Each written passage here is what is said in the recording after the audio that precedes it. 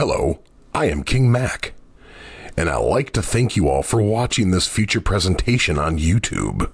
Be sure to enjoy a hot fresh cheeseburger with some french fries and a nice soft drink.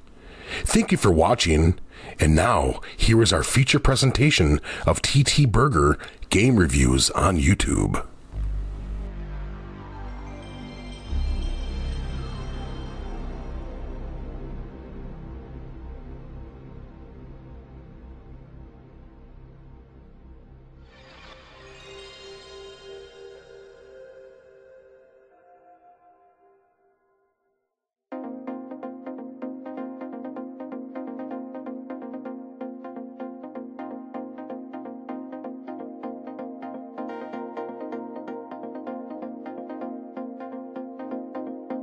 What's up, people? It is I, Tony, and welcome back to TTBurger Game Reviews as we are ending Racing Month here on my channel.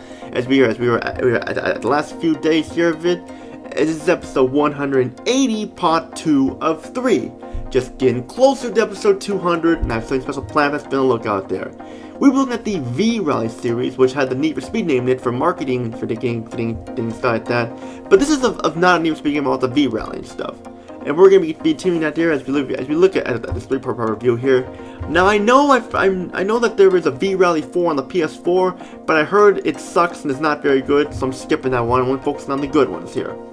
Before we even get started here with episode 180 part 2 of 3, let's go to our TTBurger grill to pull out the TTBurger recap to show you all what you missed. As I took a look at Need for Speed V-Rally for the PlayStation, aka V-Rally for the PlayStation, gave it a 7.5 out of 10 because it was a good game, just that it had some pretty blocky graphics, and the turning was awful, and the opponent AI was very difficult and stuff.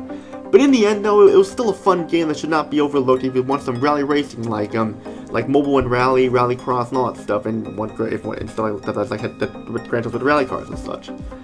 But today we're going to zoom ahead to the year 1999 to give you all the sequel. This is actually on Halloween 1999, back when I was in 5th grade.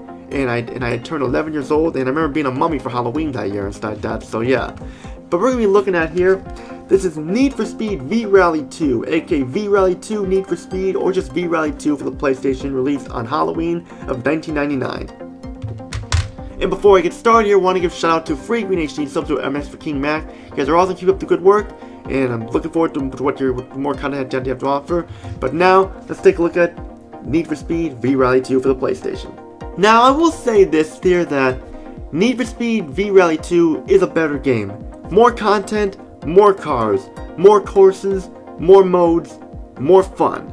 The first game, while good, had its problems, but here they fixed most of them. We have a solid sequel worthy of the V-Rally name.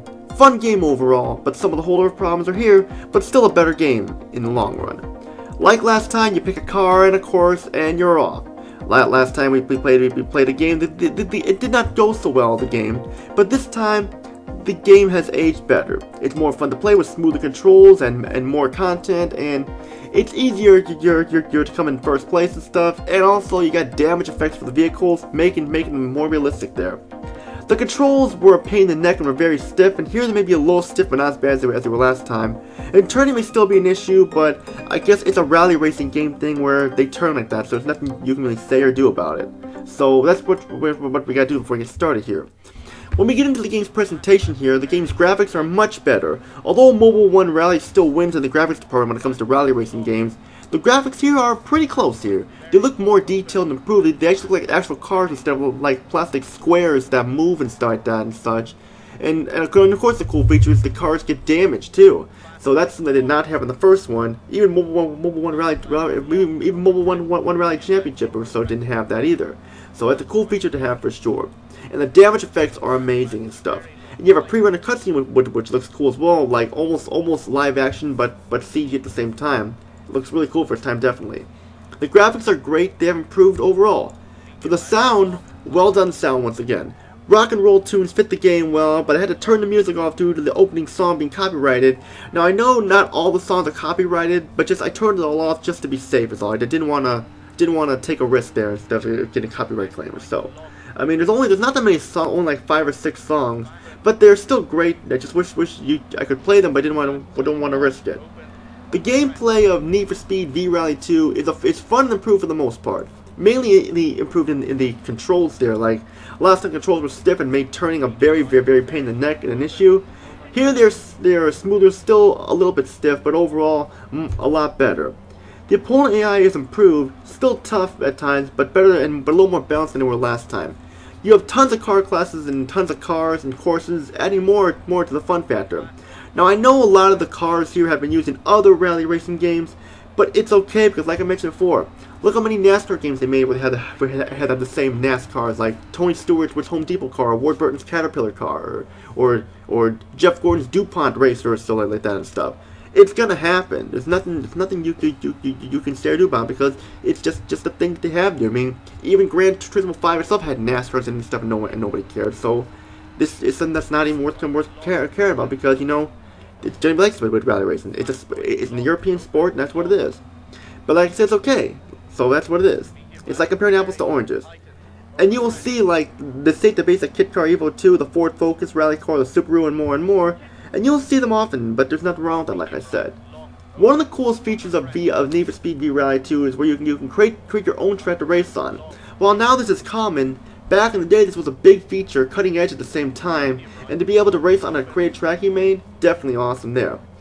All the modes are fun and add the fun factor to it and making the game awesome, but now we have the negatives.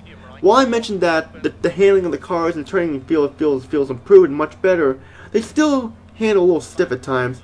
The opponent AI is still a little unbalanced along with the turning, but better game overall.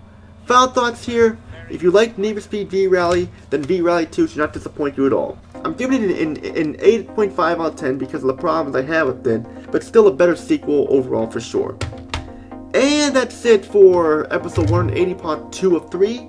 Next part, we're going to dive into the PlayStation 2 era and take a look at the final game, V-Rally 3. How does this game fare from the first two games? Is it the next-gen sequel we were hoping to expect, or does it become as a flop? We'll find out next in part 3, which is all I gotta say.